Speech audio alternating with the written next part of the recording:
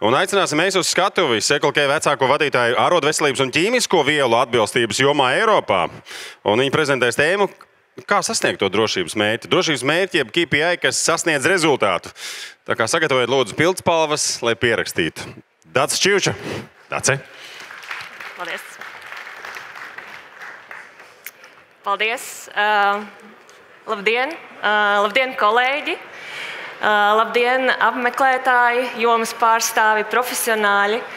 Man ir tiešām liels gandarījums daudzus no jums šodien atkal satikt, redzēt jūs smaidošus un saprast, ka jūs joprojām darbojaties šajā interesantajā jomā.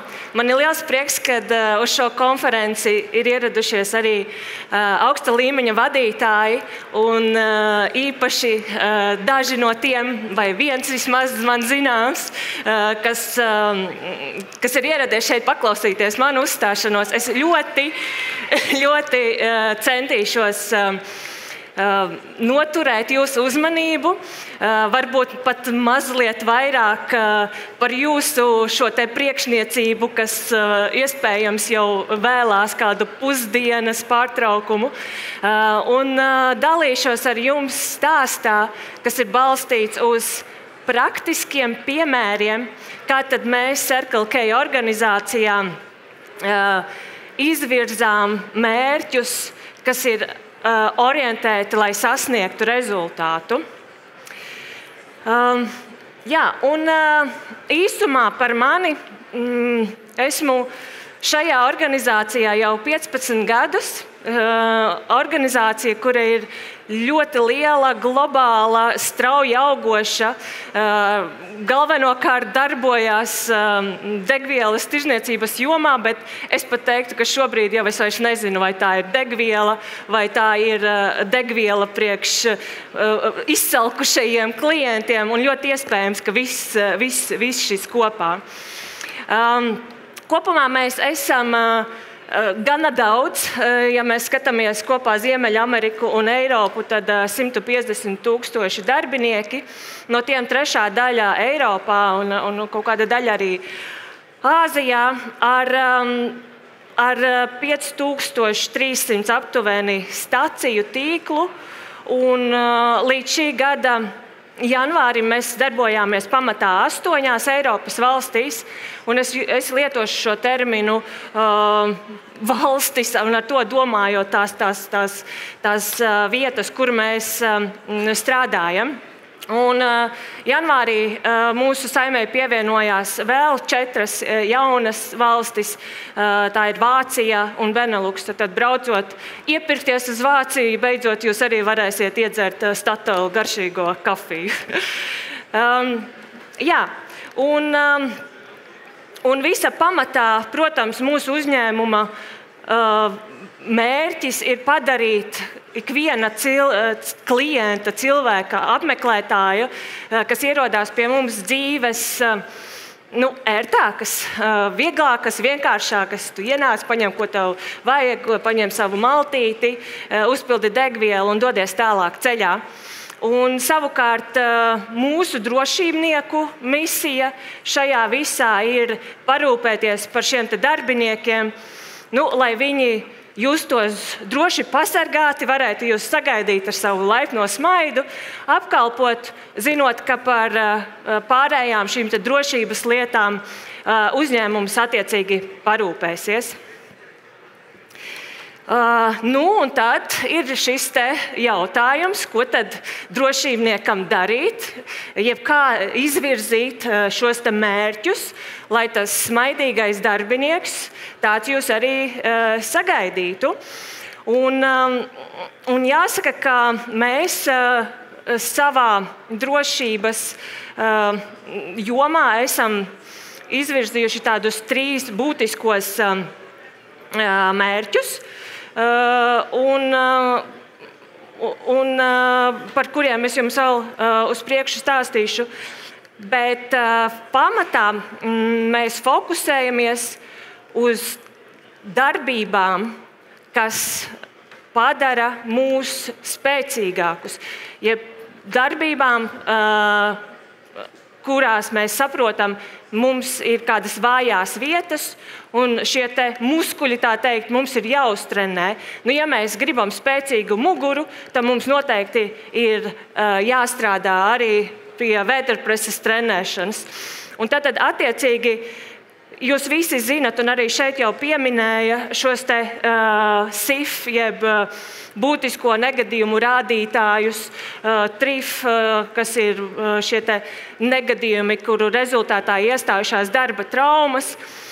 Jā, protams, ir būtiski, lai mērīties un saprast organizācijām savu drošības līmeni, industrijas līmenī, bet mēs esam sapratuši, ka tikai orientējoties uz šiem rādītājiem, mēs nevarēsim kļūt spēcīgāki, progresēt savā drošības jomā. Tāpēc vēlāk arī jūs piemēros, statistikas datos redzēsiet, ka piemēram, ja mēs izvirzētu zemu šo mērķi, tad attiecīgās valstīs, jau šai struktūra vienībās, šis mērķis jau pašā saknē būtu nemotivējošs, jo viņš jau pašā būtībā ir zems. Jūs redzēsiet, es rādīšu jums par nelaimes gadījumu statistiku un arī par laupīšanām, kur, ja viņš jau ir 0, tad uzlikt viņu atkal 0. Protams, ka mērķis ir 0, un lai nenotiktu šie negadījumi, bet viņam ir jābūt motivējošam, viņam jābūt uz attīstību virzītam. Tāpat ir valstis, kurās ir ļoti liels degvielas uzpildes staciju tīkls, tad attiecīgi daudz šo darbinieku, ģeopolitiskā situācija, kādi iekšējie konflikti vai nemieri, šie visi ārējie faktori savukārt arī var atsevišķām valstīm savukārt jau pašā saknē nogriež šo motivāciju strādāt uz attīstību, jo viņi redz, ka šis mērķis viņiem nav sasniedzams. Tāpēc, kā es minēju, mums ir top 3 drošākas darba vides mērķi, ko mēs esam izvirzījuši. Un šie mērķi ir ļoti skaidri definēti un iekļauti mūsu ilgtspējas stratēģijā. Mūsu ilgtspējas stratēģija balstās uz 3 pamatvirzieniem. Pirmais ir progresēt savos mērķos un veicināt tīrāku planētu. Otrais ir attīstīt mūsu cilvēkus, darbiniekus. Un trešais ir veicināt kopējo labklājību. Un, ja mēs tagad runāsim un fokusēsimies uz šo darba drošību, tad tā ir zem šī otrā pīlāra, jeb otrā stabiņa. Un, kā redzat, arī mums, protams, ir šī ilgtermiņa vīzija, misija, 0 negadījums gan mūsu darbiniekiem, gan sadarbības partneriem, gan klientiem un arī, protams, apkārtējai videi. Bet, kā es minēju, tad ir šie 3 pamatvirzieni, uz kuriem mēs strādājam. Un šie 3 pamatvirzieni, lai viņus sasniegtu, mēs veicam konkrētas darbības, kas ir šie mērķi, šie mazie uzdevumi, kā mēs virzamies, lai mēs nodrošinātu to, ka mēs progresējam darba drošības jomā, samazinot nelaimes gadījumu skaitus.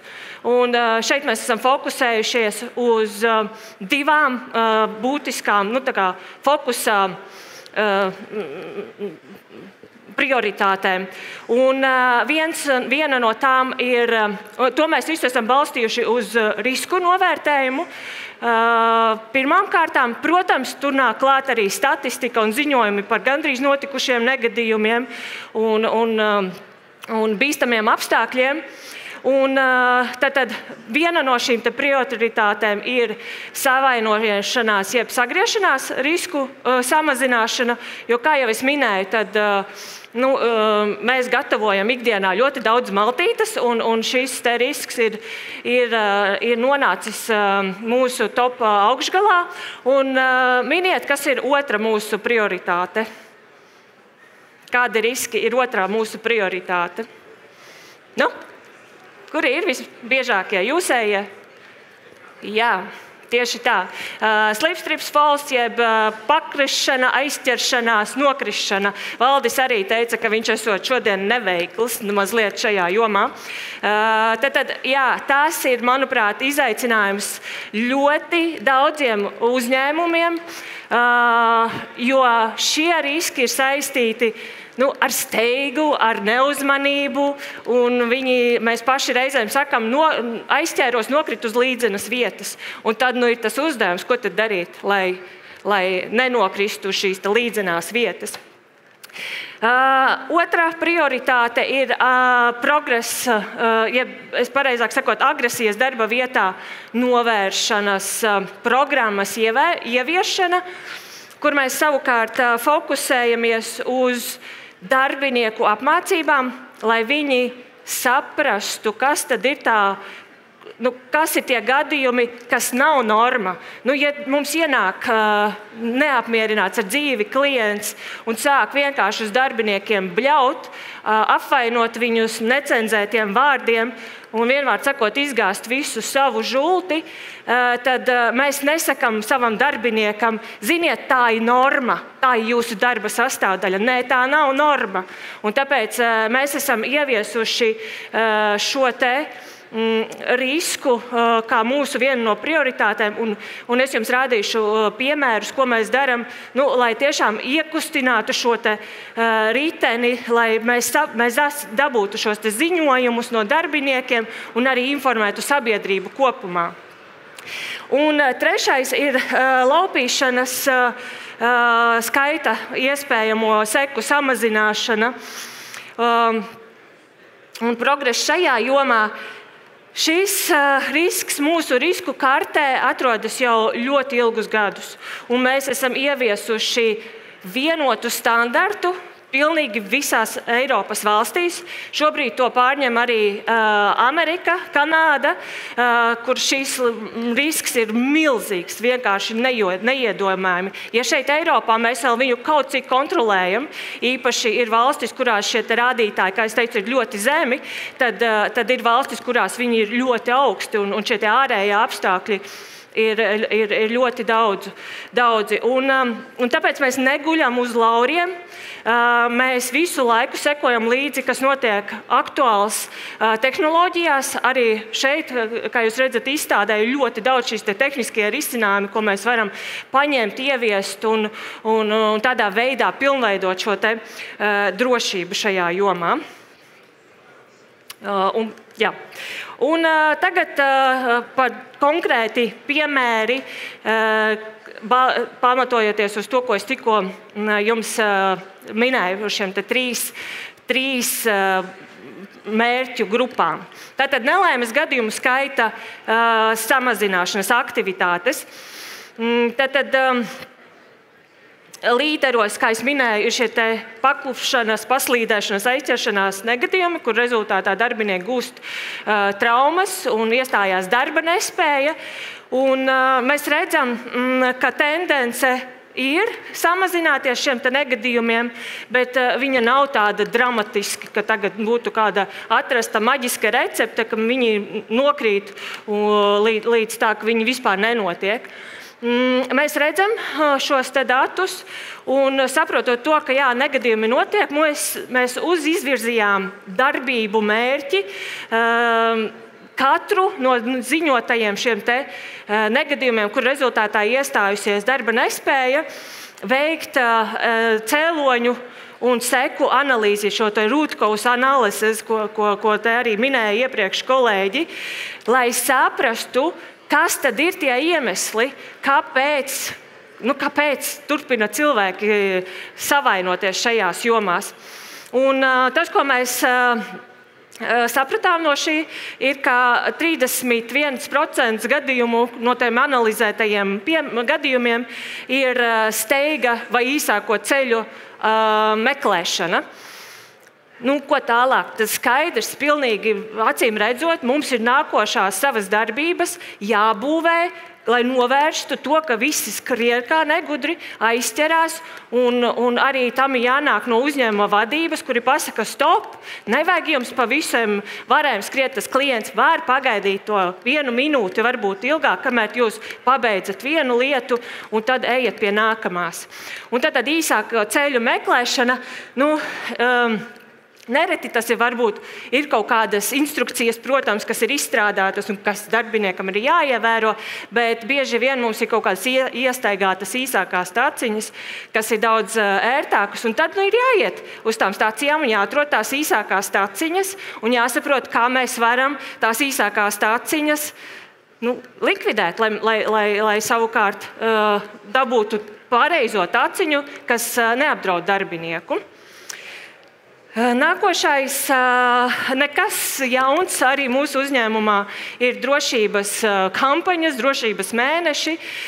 Šeit ir viens plakāts piemērs, kur ir no Baltijas šī te informatīvais materiāls kā viens no materiāliem, ko mēs ieviesām tādu drošības mēnesi.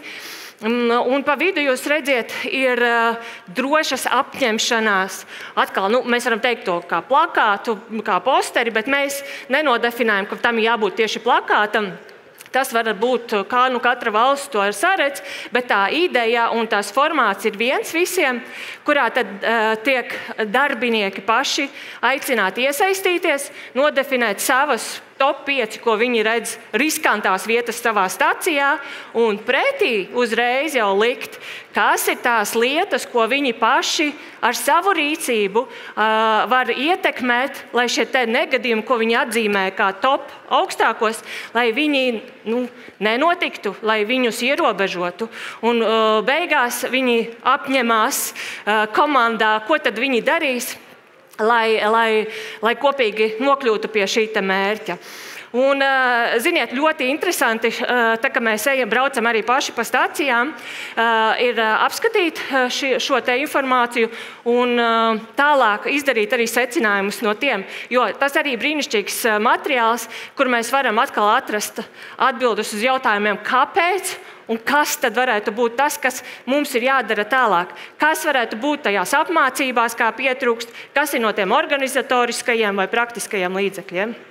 Un trešais, mums ir arī tādi pašvērtējuma atbilstības auditi. Kā minēju, tad ieviešam kopējus standartus visās valstīs.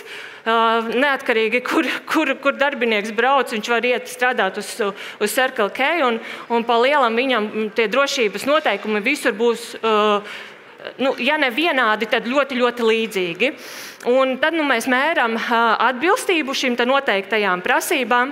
Un, kā redzat, te arī gana zaļš viss ir, vai ne? Liekas brīnišķīgi rezultāti, kāpēc jūs joprojām tur krītat un klūpat un griežaties ar tiem nažiem. Tāpēc, ka mēs redzam, ka tehniski un organizatoriski varbūt mums ir ieviestas šīs rutīnas, bet, kā es minēju, ir jāstrādā ar uzvedību, ar domāšanu. Un tas ir tas nākošais solis, ko mēs jau zinām, ka mēs savās nākošā gada plānos un mērķos iekļausim. Agresija darba vietā. Nesenākie pētījumi apliecina to, ka katrs trešais apkalpojošajā nozarē strādājošais darbinieks ir saskāries ar neiecietīgu attieksmi no klientiem, kas mēdz pāraugt pat vardarbībā. Un mēs veicām arī iekšējo aptauju, kurā 34% gadījumu darbinieki atzina, ka pēdējo 3 mēnešu laikā viņi ir saskārušies ar šo te necenzēto vārdu lietošanu, apvainojumiem, draudiem, seksuālu uzmākšanos vai pat fizisku kādu iebiedēšanu vai vardarbības veidu. Un tad mēs sapratām, ka mums ir vajadzīga programma, rāmis ar darbībām konkrētām, ko mēs darīsim, lai ierobežotu šo vardarbību. Un pašā sākumā mēs uzlikām mērķi darbinieku izpratnes veidošanai ziņot par katru vardarbības gadījumu. Un mums bija konkrēts mērķis X ziņojumi uz 100 tirdzniecības vietām. Kāpēc tas tā bija un kāpēc tas ir svarīgi? Lai mēs saprastu, kas tad ir tie veidi, ar ko mēs saskaramies, ar ko mums jāstrādā, uz ko mums jābalsta mūsu apmācības, uz ko jāfokusē uzmanība arī runājot ar sabiedrību, un lai to visu iedzīvinātu šo te ratu, mēs vispirms domājām, kā tad vienkāršākā veidā pasniegt informāciju darbiniekiem. Un tad man radās šāds oranžais posterītis, kurā tad ir pirmie 2 stabiņi, kas skaidro vardarbību, kas varētu nākt no klientiem. Un savukārt 3. lodziņš ir arī vardarbības veids, kas var būt iekšējais vardarbības veids. Un tad jūs redzat, tur ir tādi kvadrātkodi, kurus noskanējot, tad darbinieks attiecīgi uzreiz nonāk mūsu ziņošanas platformā, kur jau lielākā, viņš jau ir konkrētajā tajā veidā, un viņš var vienkārši noziņot par katru no šīm situācijām.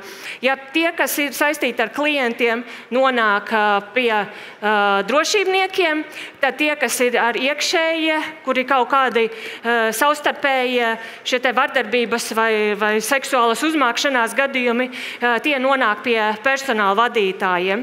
Savās apmācībās mūsu modelis balstās, tie ir 2 atsevišķi moduļi. Viens ir atkal šiem darbiniekiem, un otrs ir vadītājiem. Ko tad darīt ar to, kas atnāk tas ziņojums, kā viņam rīkoties, kā viņam runāt ar savu darbinieku, kādus padomus viņam sniegt. Un tad vēl viens no mērķiem ir tas, ka katrs šis ziņotais gadījums nevar palikt bez ievērības, un mums ir jāseko viņiem līdzi.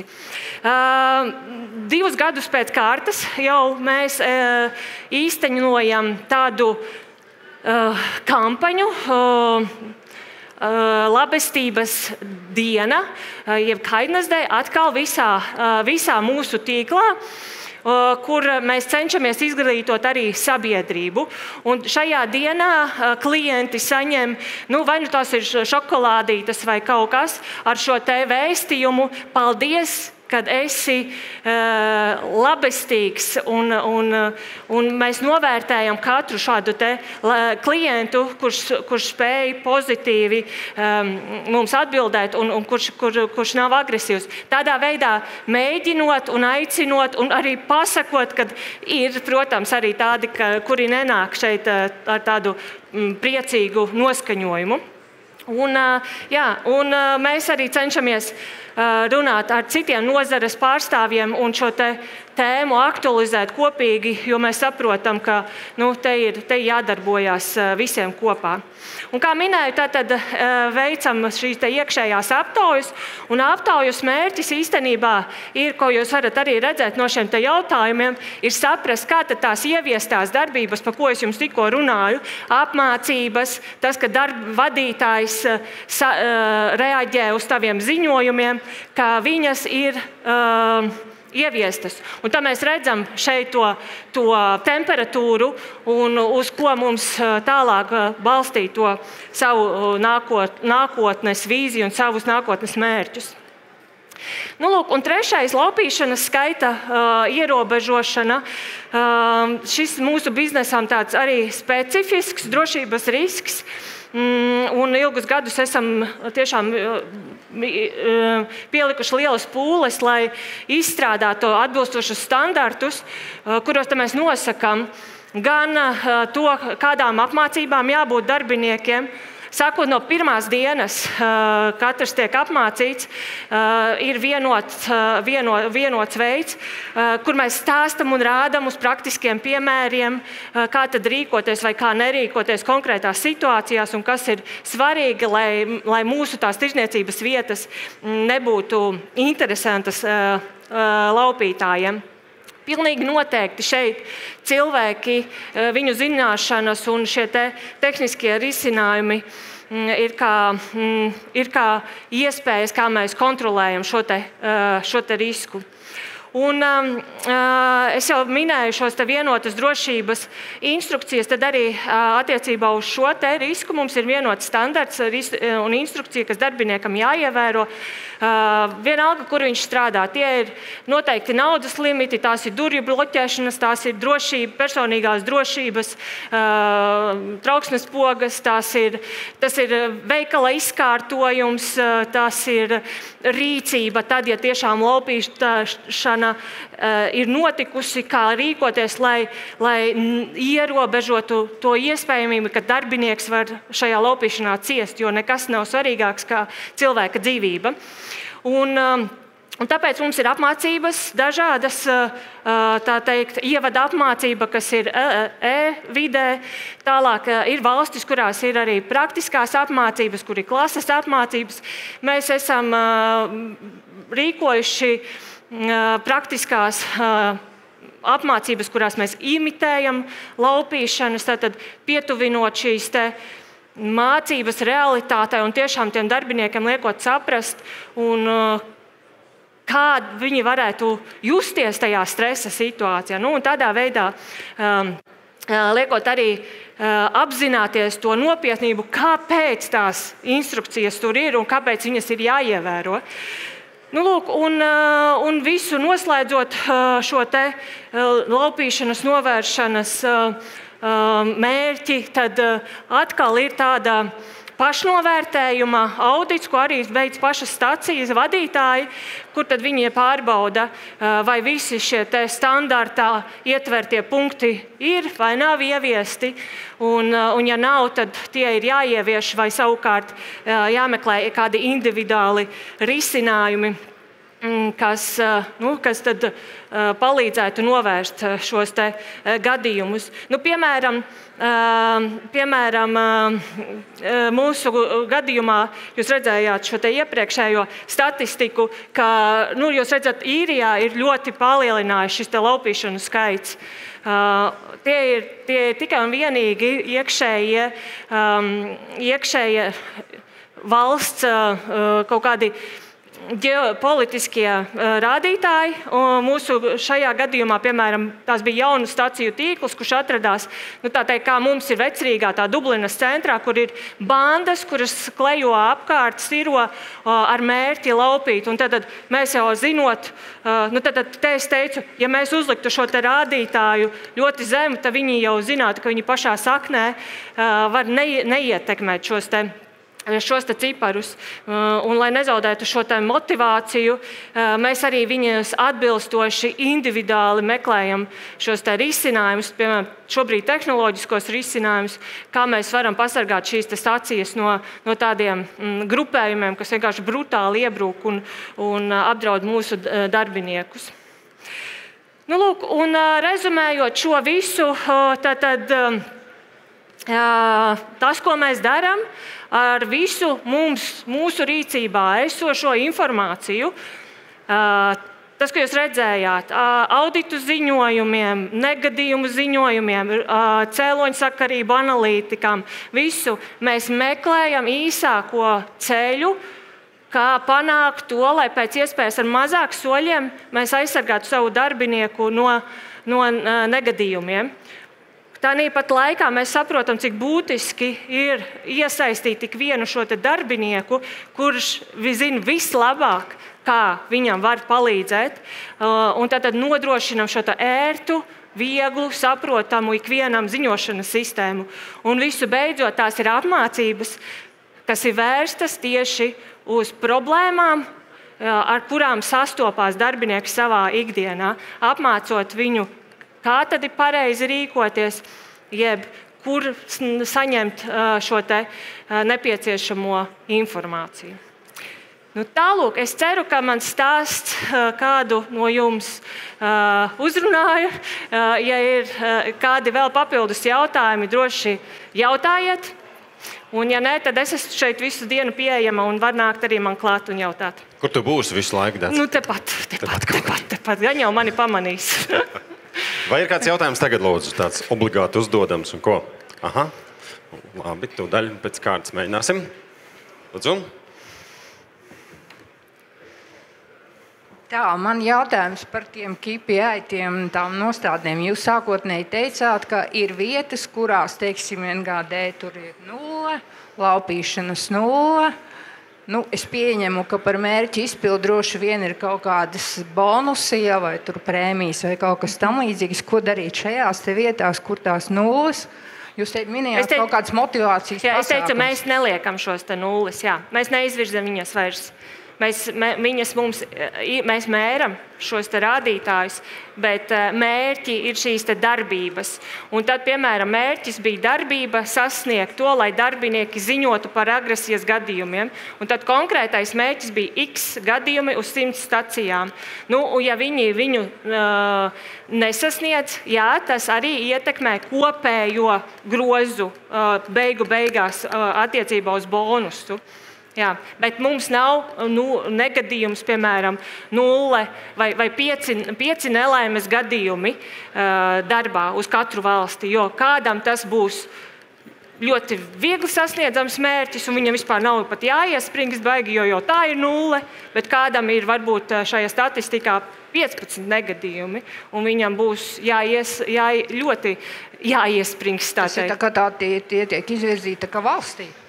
Ir kopējie šie 3, ir kopējie visas organizācijas mērķi, un tad šīs darbības ir katrai valstī, kuras tad attiecīgi katrs izdomā, kā viņi tuvināsies šim savam mērķim. Paldies. Varbūt ļoti sarežģīti, jo tā tiešām ir tāda globāla organizācija, un mums ir jādomā vienoti. Mēs nevaram arī katram individuāli visu izvērtēt, bet Jūs ņemat vērā tātad arī esošo reālo situāciju valstī. Es vienkārši iedomājos, kā ir pieņemt darbā darbinieku stacijā Dublinā, kurā ir zināms, ka viņu gaida 15 laupīšanas mēnesī, piemēram. Tieši tā, tas ir liels izaicinājums. Jūs viņam to sakāt saulēcīgi? Zini, kas ir? Un šajā stacijā mums ir tik laupīšanas mēnesī. Nereti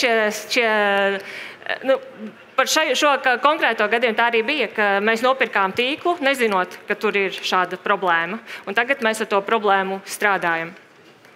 Kā jūs varat strādāt ar problēmu, kur vienkārši pastāv pilsētā? Ieviešot daudz un dažādus tehnoloģiskos un arī šīs standarta procedūras. Jā. Un izsūtot bandām ziņu, ka nav vērts vienkārši? Cenšoties nodot viņām šo ziņu, jā. Kādā veidā? Ar savu šo piemēru praktisko. Viņi, tāpat kā laupītāji, viņi jau izpēta pirms tam šo situāciju. Var sakot, svarīgi, lai kaimiņu staciju vieglāk ir aplaupīt nekā jūsējo. Jā, varētu tā arī teikt. Pēdējais jautājums.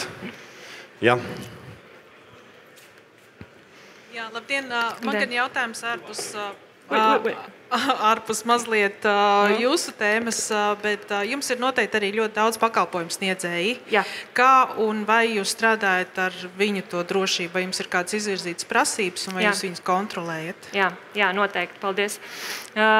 Pirmām kārtām jau viss sākās izvēloties sadarbības partneri. Mums jau ir noteikts standarts un jautājumu loks, kas tiek izsūtīts visiem šiem sadarbības partneriem, kur viņiem ir jāatbild. Un tad drošības speciālists izvērtē, vai mēs gribam vispār turpināt diskusiju, lai slēgtu līgumu ar šo sadarbības partneri.